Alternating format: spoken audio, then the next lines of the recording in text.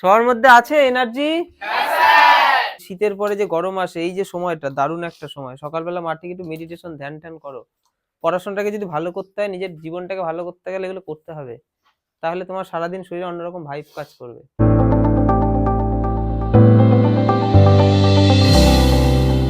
Part 1 আমরা আগের দিন করেছি। আজকে 2 নম্বর পার্টে আমরা পুরো ক্লাসটা কমপ্লিট করব ভয়েস চেঞ্জের, আর তোমাদের প্র্যাকটিস সেট রেডি করা হচ্ছে। ঠিক আছে, এই ফেব্রুয়ারি মাসের মাঝামাঝি তোমাদের প্র্যাকটিস সেট দিয়ে দেওয়া হবে, মাঝামাঝি থেকে শেষের দিকে। তারপর আমরা প্র্যাকটিস সেটে প্র্যাকটিস করব। পার্ট 1 এ বেসিক জিনিসটা ভালো মতো বোঝানো হয়েছে, যারা ওইটা বুঝেছে তারা এটা বুঝবে। আজকে আমরা টেন্স ওয়াইজ কোনো কিছু করব না, কারণ আগের ক্লাসে টেন্স ওয়াইজ ভয়েস চেঞ্জের সমস্ত কিছু ছিল। আজকের ক্লাসটা ভীষণ গুরুত্বপূর্ণ, তার কারণ হচ্ছে আজকে এমন এমন কিছু জিনিস তোমরা দেখবে যে সত্যি এগুলো জানা দরকার, তাহলেই ভয়েস চেঞ্জ 100% কারেক্ট নিজেকে করতে পারবো। তো আজকের ক্লাসটা খুব অ্যাডভান্স স্তরের, আগেরটা ছিল বেসিক স্তর, ওই বেসিক স্তরটা যার ক্লিয়ার নেই করে নেবে। আচ্ছা, এই হচ্ছে আমাদের প্রথম ক্লাস। প্রথম ক্লাসে অনেকটা করানো হয়েছে, সবাইকে দেখানো হচ্ছে, কারণ আমি কেন এইভাবে দেখাচ্ছি, যাতে তোমরা বাড়িতে একটু জোর দাও, জোর দিয়ে ক্লাসটা যাতে তোমরা করো। মোডাল ভার্ব অনুসারে ভয়েস পরিবর্তন করার নিয়ম। মোডাল অক্সিলারি ভার্ব দেখতে পাই না আমরা? মোডাল ভার্ব কোনগুলো? May, might, can, could, must, ought to, going to, এগুলো সব হচ্ছে মোডাল অক্সিলারি ভার্ব। যখন আমরা একটা সেন্টেন্সে এগুলো দেখতে পারবো, তখন আমরা কি করে করব, সেন্টেন্সের মধ্যে দিয়ে বুঝবো। দেখো, হি মে হেল্প ইউ, সে তোমাকে হেল্প করতে পারে, হয়তো তোমাকে হেল্প করবে সে। আচ্ছা, আমরা কি করবো? আমরা তো জানি সাবজেক্ট আর অবজেক্ট নিয়ে কোনো সমস্যা আছে? অবজেক্ট প্রথমে চলে আসবে, সাবজেক্ট শেষে যাবে। আচ্ছা, প্রথমে চলে আসলো, এটা লাস্টে চলে গেল বাই দিয়ে, হলো। এবার এই জায়গার পরিবর্তনটা ভালো করে আমরা বুঝে নিই। এই যে মোডাল অক্সিলারি ভার্ব যেমন আছে তেমনই বসবে, আর যে হেল্প আছে, হেল্পের থার্ড ফর্ম বসবে, কারণ আমরা জানি মূল ভার্বের থার্ড ফর্ম হবে, কমন এটা বসিয়ে দিলাম। মোডাল ভার্ব, জাস্ট মাঝখানে একটা বিইবি আসলো। কি কঠিন বলো? কি আছে পরিবর্তন? এমন কিছু আছে? পরেরটা দেখো, সাবজেক্ট হচ্ছে সি, অবজেক্ট হচ্ছে ইউ, ইউ চলে আসলো প্রথমে, সি চলে গেল লাস্টে, কি হয়ে গেল? হার, তার আগে বাই চলে আসলো। এবার এই জায়গার পরিবর্তনটা কি? একই রকম, হেল্পটা হয়ে গেল হেল্প, মেয়েটা যেমন আছে তেমনই বসলো, মাঝখানে একটা বি বসে বললো। বুঝে গেল? বুঝেছি? তাহলে বি হচ্ছে বাবা, এটা হচ্ছে মেয়ে, এটা অন্য কেউ। তাহলে মেয়ে নামক কি বলে মোডাল অক্সিলারি ভার্ব, মেয়ের মধ্যে যে আরো অনেক যে রয়েছে, এগুলোর পরে আমরা এক কথা তাহলে কি বুঝবো? বি বসাবো, তারপরে ভার্বের থার্ড ফর্ম। বাবা কথাটা কেন বললাম? যাতে আমাদের মনে থাকে যে মোডাল অক্সিলারি ভার্ব হলেই ভয়েস চেঞ্জ করার সময় তারপরে বি, তারপর ভার্বের থার্ড ফর্ম। আচ্ছা দেখো, রুলস 4, কোনো অ্যাক্টিভ ভয়েসের ডাবল অবজেক্ট যদি থাকে, দুটো অবজেক্ট দেখতে পাই না, তখন আমরা কি করব? ওই রিলেটেড কথাই লেখা আছে, তোমরা নিজেরা বাড়িতে পড়ে নেবে। দেখো, I give him a book, I subject, give নয় সরি গিভ, গিভ হচ্ছে কি ভার্ব, হিম হচ্ছে অবজেক্ট, আ বুক এটাও একটা অবজেক্ট, তাহলে দুটো অবজেক্ট। যে কোনো একটা অবজেক্ট নেওয়া যায়। কখনো কখনো বলে যেটা মানুষ তাকে নাও, প্রাণী যেটা, আমি বলবো ভার্বের পরে যে অবজেক্টটা তুমি প্রথম দেখতে পাচ্ছ তাকে তুমি সাবজেক্ট বানিয়ে নাও, ঝামেলা মিটে যাবে। কোনো রকম কনফিউশন কোনো কিছু করার দরকার নেই। ভার্বের পরেই যে রয়েছে তাকেই আমরা প্রথমে, অবজেক্টটাকে প্রথমে নিয়ে এসে সাবজেক্টের জায়গায় বসিয়ে দেবো। তাহলে হিমটা প্রথমে এসে কি হয়ে গেল? হি। আর আইটা লাস্টে যাবে, ওটা পরে। আচ্ছা, গেভ এটা ভার্বের সেকেন্ড ফর্ম, আমরা জানি কি করতে হয় সেকেন্ড ফর্ম থাকলে? ওয়াজ ভার্বের থার্ড ফর্ম। তারপরে এই যে এ বুক যেমন আছে বসাও, বাই দিয়ে আইটা লাস্টে গিয়ে মি হয়ে যাবে। একদম ভয়েস চেঞ্জ ভীষণ সহজ। এবছর যদি একটু সহজ ভাবে নিজে ভাবতে পারি যে না ভীষণ সহজ, যেন ভয়েস চেঞ্জ এখানের স্টুডেন্টরা যেন কারোর এরকম না হয় ভয়েস চেঞ্জ কি বুঝতে পারছি না বা পারছি না, আমাদের খাতা দেখে বাকি স্টুডেন্টরা স্কুলে করবে, আমরা কারো খাতা দেখবো না। হ্যাঁ বলো। এখানে তো হিম আছে, হ্যাঁ, আর হিম এবু, হ্যাঁ দুটো অবজেক্ট, তাহলে যদি ওখানে হিম বা কারোর নাম যদি না থাকে অন্য কিছু থাকে তাই লিখবো। আমি বলতে চাইছি ভার্বের পরে যে থাকবে তাকেই আমি প্রথমে বসাবো, তাকে সাবজেক্ট বানিয়ে প্রথমে বসাবো। হ্যাঁ, যদি নাম থাকে তাকে আর সাবজেক্ট কি, নাম তো নামই হয়, যা থাকে তাই। যদি এখানে রাম থাকে তাহলে রাম বসিয়ে দেবো, যাতে কনফিউশন না হয়। দুটো অবজেক্টের সময় আমরা ঠিক ভার্বের পরের অবজেক্টটাকেই প্রথমে নিয়ে আসবো, তারপরে আমাদের পরিবর্তন যা করার করে নেবো, বাই দিয়ে লাস্টে সাবজেক্টটাকে বসিয়ে দেবো। বুঝেছি সবাই? আচ্ছা, রুলস 5 দেখো, অ্যাক্টিভ ভয়েসের অবজেক্ট যদি রিফ্লেক্সিভ প্রোনাউন হয়, হ্যাঁ এটাও আমরা দেখতে পাই। কি জিনিস? হি কিলড হিমসেলফ, এই যে হিমসেলফ হচ্ছে রিফ্লেক্সিভ প্রোনাউন, এই যে রিফ্লেক্ট করছে, হি থেকে হিমসেলফ তৈরি হয়েছে। সে হত্যা করেছে নিজেকে, লোকে কেউ মারতে যায়নি তাকে, ও নিজেকেই নিজে হত্যা করেছে। তাহলে হি কিলড হিমসেলফ। তাহলে স্যার এখানে কি করব, কি জ্বালা, এখানে এও যা এও তাই, একে আমি প্রথমে আনবো একে আমি লাস্টে আনবো, কেমন লাগে? যদি এরকম হতো himself was killed by he, হতো না, হয় না। কি করব? একদম দেখেই তো পাচ্ছি স্যার কি করেছে এখানে, পরিষ্কার বুঝতে পারছি। কি, যখন রিফ্লেক্সিভ প্রোনাউন থাকবে, ঠিক আছে, তখন এই প্রথমে সাবজেক্টকে লাস্টে নিয়ে অবজেক্ট বানাবো না, এটা যেমন আছে তেমনই থাকবে। কিল এটা ভার্বের সেকেন্ড ফর্ম, সেকেন্ড ফর্ম থাকলে কি করব? ওয়াজ এর ভার্বের থার্ড ফর্ম, তারপর বাই দিয়ে হিমসেলফ লিখে দেবো। কি পরিবর্তন হলো ভালো করে দেখে নাও। হি যেমন আছে তেমনই বসলো, আমাদের টেন্স ওয়াইজ যা পরিবর্তন করা তাই করলাম, হিমসেলফ যেমন আছে তেমনই বসালাম, শুধু বাই চলে আসলো। তাহলে এরকম রিফ্লেক্সিভ প্রোনাউন তো আরো আছে, মাই সেলফ, হার সেলফ, অনেক আছে না? তো এই সমস্ত ক্ষেত্রে যখন আগে ভয়েস চেঞ্জ করতে দেবে, যখন তখন যেন আমরা এগুলো, আমরা বাড়িতে কিন্তু এগুলো সব টুকে নেবো। হ্যাঁ, যা লেখা আছে সব টুকে নেবে। দেখা গেল 3টে লাইন তোমার টুকতে ইচ্ছা করে না, করছে না, তোমার 3টে লাইন টোকার দরকার নেই, তুমি তোমার মতো বোঝার জন্য যেটুকু প্রয়োজন সেটুকু তুমি লিখে নাও, আর এক্সাম্পলটা অবশ্যই লিখবে। তোমার এক্সাম্পলই হচ্ছে তোমার অস্ত্র বাড়িতে জিনিসটা ভালো করে বোঝার জন্য। যারা বাড়িতে নেগলিজেন্সি করে লিখবে না, তাদের সারা জীবনেও কোনোদিন কিছু শেখা হবে না।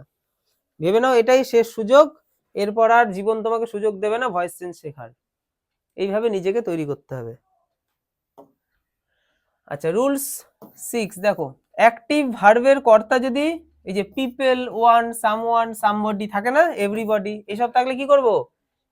এগুলো আর লেখার দরকার নেই। দেখো কি আছে, people always remember the Patriots. আচ্ছা, তাহলে এখানে কি করব?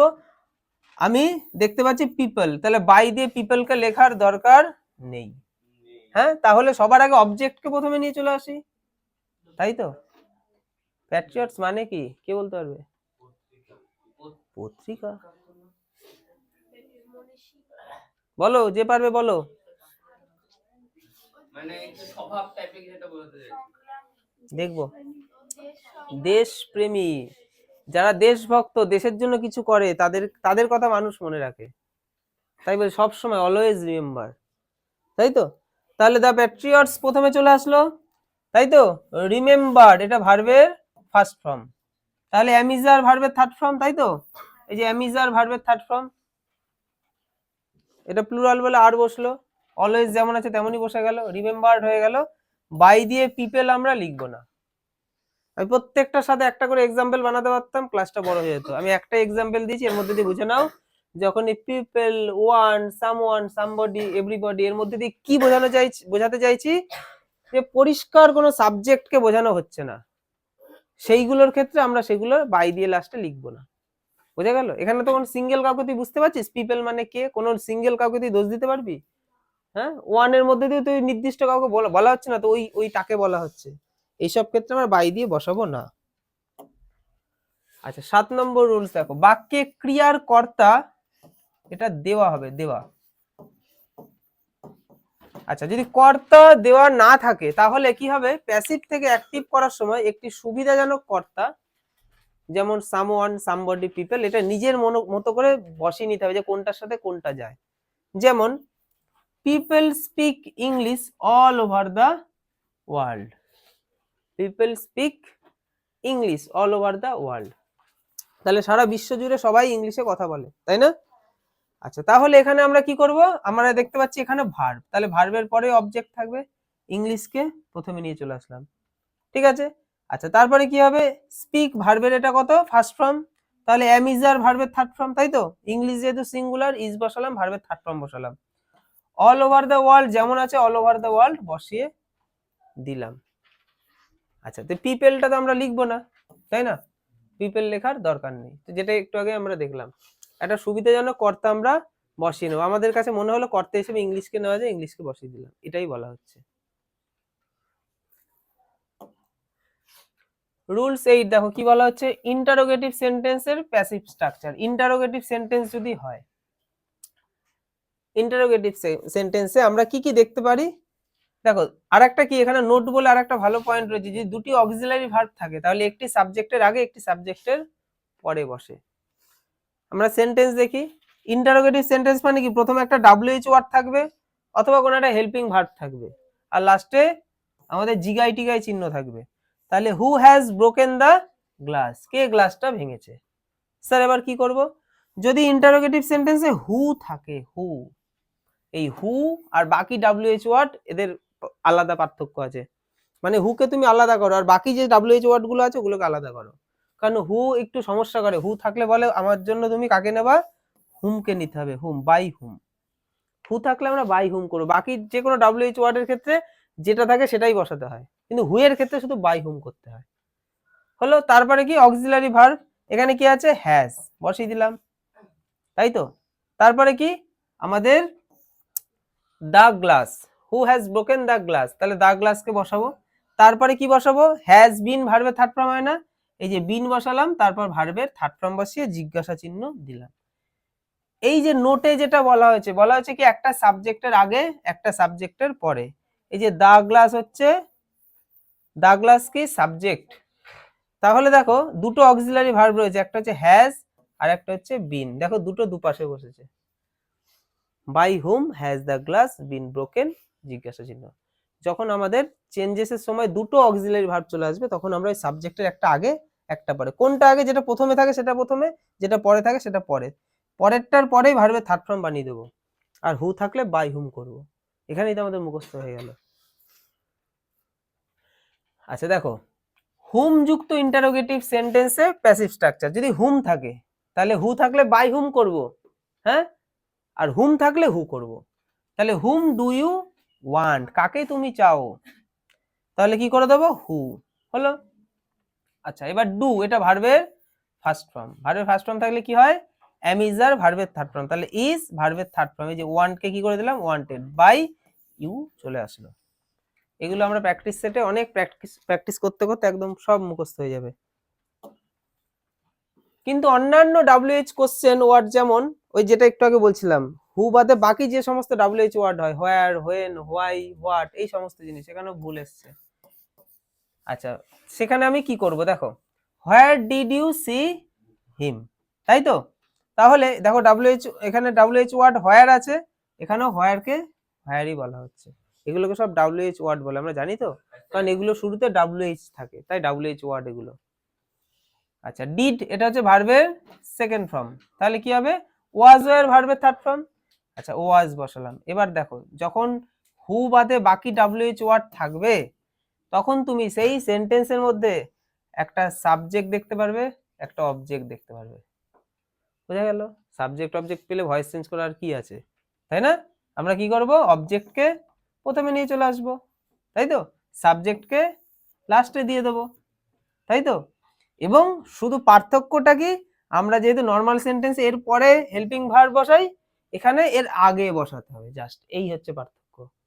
এখানে আমাদেরকে এই যে ডিড থেকে আমরা কি করলাম ওয়াজ, আর এই যে ভার্বের থার্ড ফর্ম, তাহলে ওয়াজটা এখানে, ভার্বের থার্ড ফর্মটা এইখানে বসিয়ে দিলাম, বাই ইউ। ভালো করে দেখো, অনেকেই কিন্তু নর্মাল ভয়েস চেঞ্জ করে দেবে WH ওয়ার্ড চলে আসলে, কিন্তু হয় না। এগুলো আমি পড়াতে পড়াতে দেখেছি, মাধ্যমিকে প্রিভিয়াস ইয়ারে দেখা গেছে WH ওয়ার্ড দ্বারা সেন্টেন্স অনেক বেশি দেয়, কারণ এইখানে ছেলেপেলে গুলিয়ে ফেলে। গোলাবো না আমি আবার রিপিট করছি, আমাকে একটা WH ওয়ার্ড দিয়ে একটা সেন্টেন্স দিল, কি দিয়ে দিল, WH ওয়ার্ড দিয়ে, ঠিক আছে। আমরা সবার আগে দেখবো এই WH ওয়ার্ডটা কি, হু আছে, যদি হু থাকে তাহলে বাই হুম হবে, হু নেই তো, ব্যাস। হু ছাড়া যে কোনো WH ওয়ার্ড যখনই চলে আসবে সেই WH ওয়ার্ডটাকে আমি বসাবো। তারপর স্যার বলেছে ওই সেন্টেন্সে একটা সাবজেক্টও পাওয়া যাবে, একটা অবজেক্টও পাওয়া যাবে। আমি দেখে ফেলেছি, আমি অবজেক্টটাকে প্রথমে নিয়ে এসে সাবজেক্ট বানিয়ে ফেলবো, সাবজেক্টটাকে লাস্টে নিয়ে গিয়ে অবজেক্ট বানিয়ে দেবো। ডিড, এবার দেখবো ভার্ব অনুযায়ী টেন্সের পরিবর্তন হবে, তাই না। তাহলে টেন্সের পরিবর্তন হওয়ার পর যে দুটো ভার্ব চাই, একটা ভার্বের থার্ড ফর্ম যেটা সাবজেক্টের পরে বসবে, আর একটা হচ্ছে হেল্পিং ভার্ব যেটা সাবজেক্টের আগে বসবে, হয়ে গেল। এইভাবে জিনিসগুলো ক্লিয়ার ভাবে নিজেকে নিতে হবে। হ্যাঁ, ক্লাসটা আরেকবার দরকার হলে বাড়িতে আরেকবার রিপিট করে নেবে, তাহলে রিভাইজ হবে, ভালো মতো বুঝতে পারবে। দেখো এখানেও দেখো হোয়েন উইল ইউ নো ইট, এখানেও তাই দেখো হোয়েন WH ওয়ার্ড, তাই তো এখানেও দেখো এই যে সাবজেক্ট, এই যে অবজেক্ট। কি করব আমরা, WH ওয়ার্ড যেমন আছে তেমন বসিয়ে দেবো, অবজেক্টকে প্রথমে নিয়ে আসলাম, সাবজেক্টকে লাস্টে নিয়ে আসলাম। এবার কি আছে আমরা দেখতে পাচ্ছি উইল আর নো, তাই তো উইল হচ্ছে মোডাল অক্সিলারি ভার্ব, তাহলে মোডাল অক্সিলারি ভার্ব মানে উইল বসবে, তাই তো তারপরে কি আসবে বি আসবে, তারপরে কি হবে ভার্বের থার্ড ফর্ম, আর এটা হচ্ছে ফিক্সড, নোনের সাথে সবসময় টু হয়, বাই হয় না, নোন টু মি। ক্লিয়ার সবার?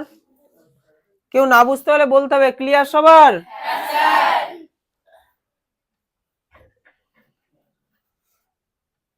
জাম্প করেনি তো? আচ্ছা দেখো 9 নম্বর রুলস কি বলা হচ্ছে, মূল ভার্ব দ্বারা শুরু হওয়া ইম্পারেটিভ সেন্টেন্স। ইম্পারেটিভ সেন্টেন্স চিনি তো, দরজা খোলো, দরজা বন্ধ করো, ঘরে যাও, বাড়ি যাও, ঘুমাও। হ্যাঁ, সাবজেক্ট ফাবজেক্ট নেই, প্রথমে একটা মুন্ডু দিয়ে শুরু হয় ভার্ব। ডু দা ওয়ার্ক, কোনো সাবজেক্ট আছে, প্রথমে একটা ভার্ব চলে আসলো। তাহলে মূল ভার্ব দ্বারা শুরু ইম্পারেটিভ সেন্টেন্স করার সময় আমরা কি করব, একদম বাচ্চাদের জিনিস, লেট অবজেক্ট বি ভার্বের থার্ড ফর্ম, ভার্বের থার্ড ফর্ম পাস্ট পার্টিসিপেল। আচ্ছা তাহলে লেট আনলাম, হ্যাঁ, তারপরে আমাদের ডু কি করার কথা বলা হচ্ছে, ওইটা করার কথা বলা হচ্ছে, যেটা করার কথা বলা হচ্ছে সেটা লিখে দেবো, তারপরে বি, তারপর ভার্বের থার্ড ফর্ম। বোঝা গেল? আচ্ছা ডু নট যুক্ত ইম্পারেটিভ সেন্টেন্স, এবার ডু নট থাকতে পারে, আগেরটা নেগেটিভ ছিল না তো, কিছুই না, ওটা ছিল লেট, এটাতে লেট নট, আর কিছুই না, ওটাতে ছিল লেট, এটাতে let not. Do not shut the door, তাহলে এখানে আমরা কি করব, লেট নট, দা ডোর যেমন আছে বসিয়ে দেবো, বি ভার্বের থার্ড ফর্ম। ক্লিয়ার? আজকে ঝড়ের গতিতে হচ্ছে না, যারা আগের ক্লাসটা বুঝেছে, যারা একটু বেসিক বোঝে এবং যারা আমার এই স্বপ্নের মধ্যে ঢুকেছে, তারাই তাড়াতাড়ি বুঝতে পারছে, সবাই পারছে না আমি জানি। এই যারা ঘরে রয়েছে তাদের 90% মানে এর ভেতরে ঢুকে আছে, আর 10% যাদের মনে একটু ওই লেকের রাস্তা দেখতে পাচ্ছে, মাঠ দেখতে পাচ্ছে, সরস্বতী ঠাকুর দেখতে পাচ্ছে, তারা জাস্ট দেখছে, আছে এখানে সবই আছে, সব পার্সেন্টেজই আছে। আচ্ছা সকালবেলা ঘুম থেকে উঠে যখন মাঠে গেলাম, একটা দেখি একটা ছেলে একটা মেয়ে ওই লেকের রাস্তার ওইটার মধ্যে বসে রয়েছে সকালবেলা, এই লেকের রাস্তায়, মেয়েটার পিঠে ব্যাগ আর ছেলেটা পাশে বসে রয়েছে। সকালবেলা 6:30 এখানে গিয়ে, 6:30 না, তখন 7টা বাজে বাজে ভাব। তো ওদের দেখে আমার এটাই ফিল হলো, ওই ছেলেটা মেয়েটার গায়ে গায়ে হাত দিচ্ছে, গালে হাত দিচ্ছে, কানে হাত দিচ্ছে, বলছে মশা মশা মারবো, কত কিছু বলেছে। তো যেটা দেখে আমার যেটা মনে হলো যে স্কুল ব্যাগ মানে বাবা মেয়েটা বেরিয়েছে পড়তে, ঠিক আছে, পড়ার টাইমে ব্যাস পড়া বন্ধ, বাড়ি আর তো যাবো না, অনেকটা সময় কোথাও একটা বসতে হবে, বসে বললো। ঠিক আছে, সকালবেলা বাবা মা জানে বাড়ি থেকে মেয়ে পড়তে গেছে, মেয়ে তো ওখানে বসে রয়েছে।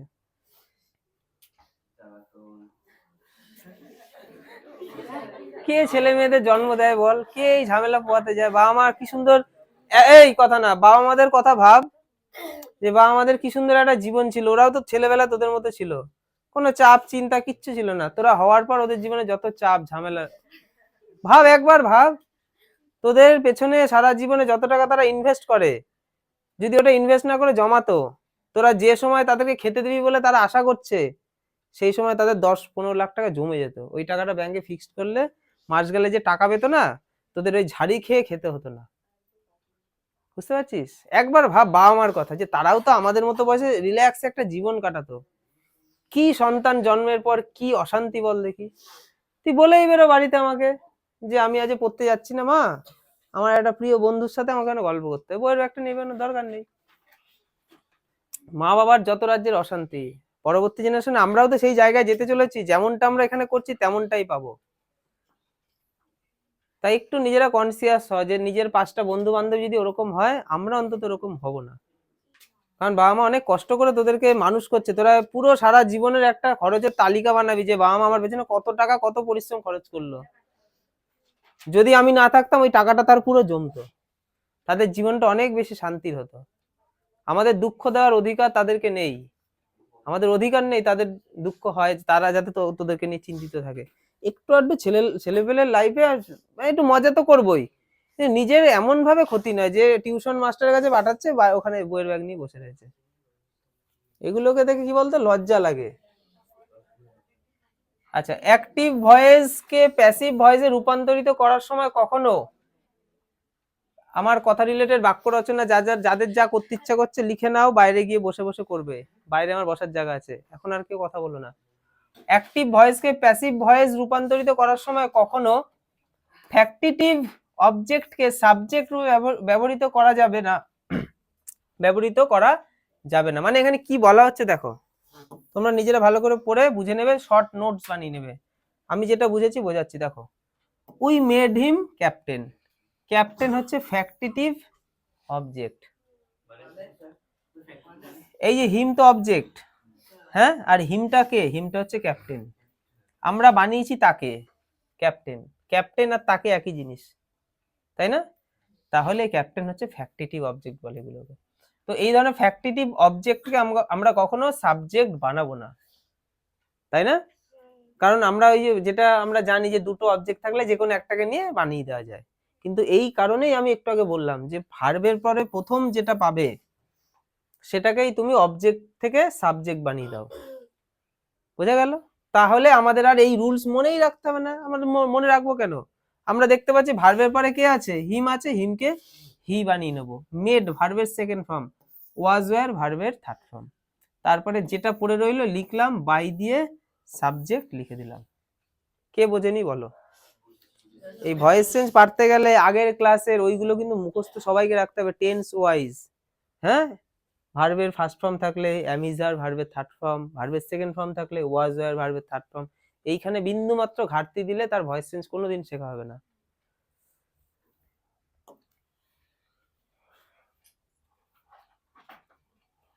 আচ্ছা, লেট প্লাস ব্যক্তিবাচক, একটু আগে আমরা দেখেছিলাম লেটের পরে একটা ভার্ব,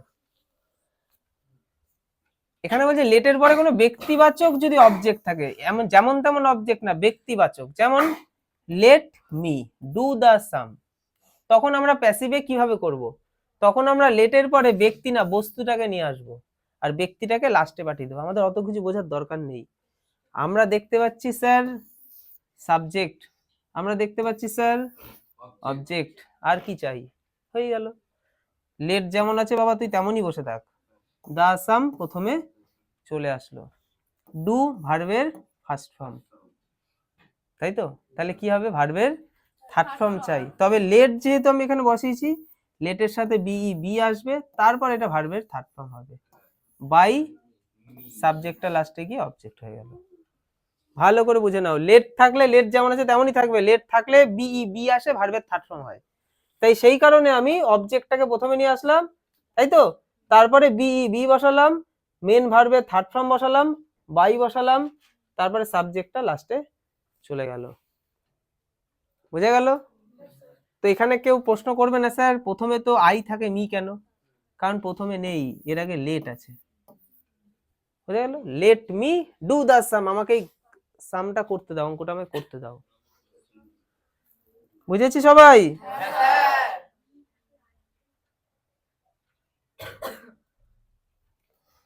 নেভার যুক্ত ইম্পারেটিভ সেন্টেন্সের প্যাসিভ স্ট্রাকচার, যেখানে নেভার থাকে, দেখো নেভার দিয়ে থাকলে আমরা কি করব, আমরা ঠিক এই অথবা দেওয়া যেটা সেটা করব, কথা বলিস না কেউ, এইটা করার দরকার নেই, এভাবেও করা যায়, করার দরকার, কারণ নেভারটাকে এভার করতে হবে, তো আমি দেখিয়ে দিচ্ছি কত রকম ভাবে করতে পারি আমরা। দেখো নেভার টেল এ লাই, তাহলে আমরা কি করব, নেভার মানে এটা কিন্তু একটা নেগেটিভ, আর যেই নেগেটিভ হয়ে গেল সেই নট আনতে হবে, লেট নট, ঠিক আছে?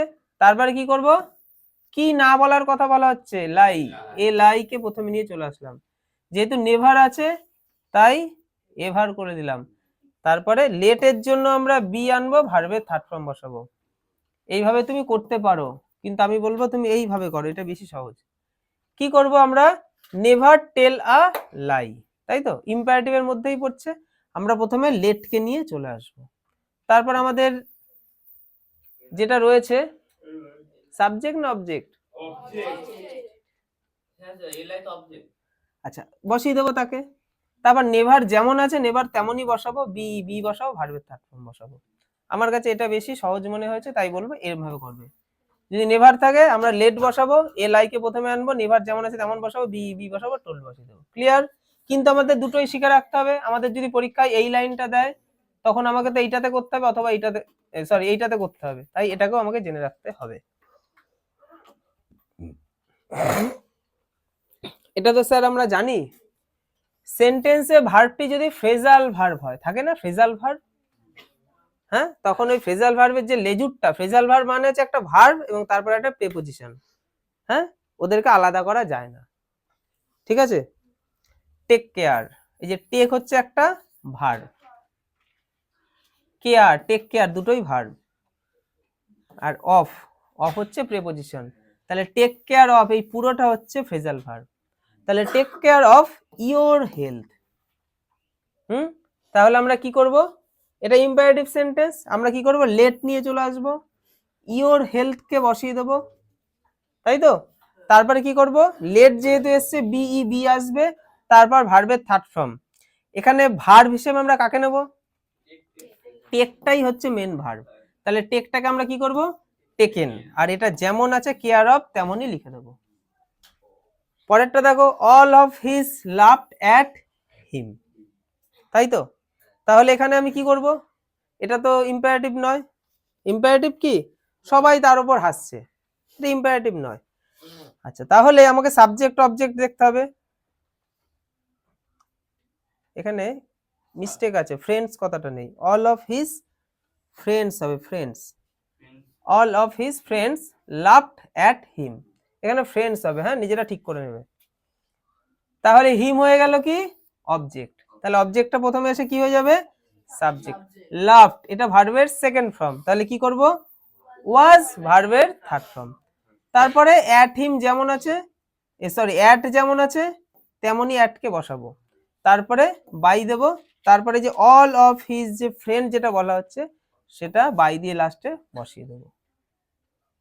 বোঝা গেল? তাহলে এখানে আমরা কি দেখতে পাচ্ছি, এই যে লাফড অ্যাট এটা হচ্ছে ফ্রেজাল ভার্ব, এই যে লাফড এটা একটা ভার্ব তার সাথে একটা প্রিপোজিশন, ঠিক আছে, যেটা আগের লাইনেও ছিল, দেখো লাফড অ্যাট এখানে ছিল না, এটা আলাদা করা গেছে।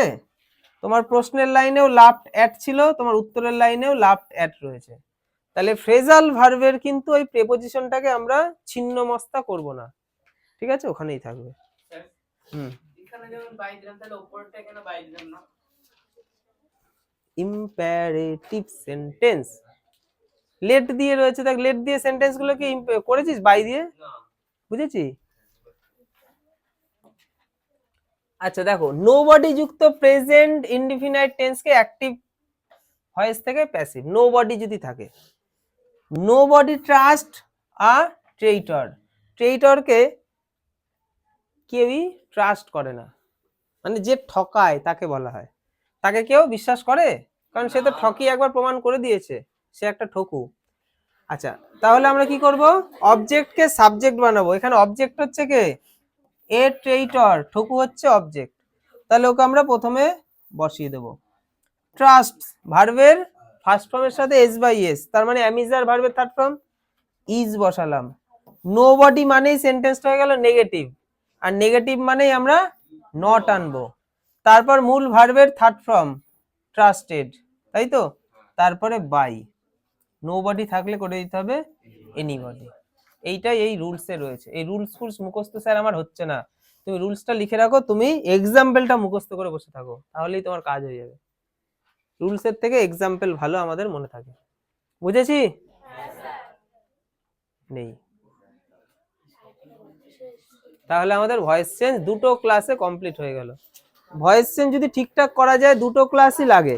এই যে আমরা দুটো ক্লাসে ভয়েস চেঞ্জ শিখলাম, এখানে কিন্তু আমাদের 100% হয়নি, 95% হবে, আর 100% কখনো এরকম রুলসের মধ্যে দিয়ে দেখানো যায় না, সেটা কোনো কিছুর ক্ষেত্রেই না। বাকি 5% আমরা প্র্যাকটিস সেটেই সেই ভ্যারাইটিস গুলো বুঝতে পারবো, তাই শেখার পরে প্র্যাকটিস করা আবশ্যক। তাই আমরা এই প্র্যাকটিস সেটটা রেডি করা শুরু হয়েছে, তোদেরকে ফেব্রুয়ারি মাসেই দিয়ে দেওয়া হবে। আর যে দুটো তিনটে টপিক করাবো ভেবেছি সেটা করিনি আগে, জয়নিং, আমি কিন্তু তোদের এবছর পুরো সলিড জিনিসগুলো করাচ্ছি, আর যেগুলো নর্মাল সেগুলো কিন্তু আমি বাচ্চাদের ক্লাসে করাচ্ছি। যাদের বেসিক দুর্বল তারা বাচ্চাদের ক্লাসের ওইগুলো আপলোড করা হয়, একটু দেখে নেবে। ওদের ক্লাসে যেমন আজকে আমি ওদেরকে প্রেপোজিশনের প্রত্যেকটা ধরে ধরে, মানে অ্যাট কতগুলো জায়গায় বসে, কি তার এক্সাম্পল হয়, এরকম ধরে ধরে করানো হচ্ছে, টেন্স করানো হচ্ছে, তারপরে জেন্ডার, আরো ইংলিশে যাবতীয় যা রয়েছে। তুই যত খুঁটি ইংলিশ এখন করবি তোর সরকারি চাকরির পরীক্ষা তত তোর হেল্প হবে, তত তোর ওইখানে গিয়ে হেল্প হবে। সেটা ওই ফিল্ডে তো তোদেরকে একটু ঢুকিয়েছি, টেনে টেনে ইচ্ছাতে একটু আমি আগের দিন ঢোকানোর চেষ্টা করেছি, তাই না? ওইটার মধ্যে আরো আনা হবে। আর সরকারি চাকরির ওইটা কিন্তু আমি দিয়েছি, সবাই একটু বাড়িতে দেখে নেবে। ওটার আরো পার্ট ওয়াইজ পর পর চলবে। আমাদের প্রত্যেকের কর্তব্য, শুনে নাও, এই সুযোগটা তোমরা পেয়েছো, এই সুযোগটা কাজে লাগাও, যে স্কুল জীবনেই বসে আমরা জেনে নেবো সরকারি চাকরির ভ্যারাইটিস, যেটা আমাদের মা বাবারাও ঠিকঠাক জানে না, আমাদের অনেক টিচাররাও ঠিকঠাক জানে না, আমরা জেনে নেব। এবং আমি যখন তোমাদেরকে জানাচ্ছি, আমার প্রিভিয়াসলি জানা আছে, তারপরেও কিন্তু আমি স্টাডি করেই তোমাদের কাছে আনছি, মানে আমিও গবেষণা করছি জিনিসটা নিয়ে, এবং তোমাদের কাছে জিনিসগুলো একদম পরিষ্কার করে দেবো যে কত রকমের কি হয়। তাহলে এইগুলো কিন্তু কেউ মিস করবে না। তো আমি বলেছিলাম মাসে একদিন হবে, ওটা আমি মাসে 2 দিন করার চেষ্টা করব। আমি মোটামুটি মাঝামাঝি 15 তারিখ নাগাদ একটা দিন দেখবো, ওই দিন করে বলবো। আবার আসবে বাকি চাকরি পরীক্ষা আর কি কি আছে সেগুলো দেখাবো, সাথে আমরা ছোট্ট একটুখানি অঙ্কের অল্প কটা করবো, ইংলিশ জিআই জিকে সব কটা অল্প অল্প করবো। যেমন আগের দিনটা কিন্তু অল্প অল্প আমি রেডি করতে পারিনি, ওটা আমি একটা অ্যাপ্লিকেশন ডাইরেক্ট বের করে দিয়েছিলাম।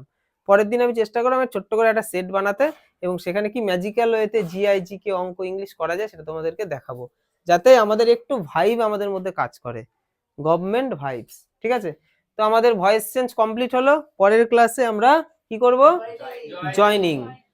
দারুণ দারুণ জিনিস, এগুলো খুব ভালো মতো আমাদের করতে হবে। আজকের ক্লাস এখানেই।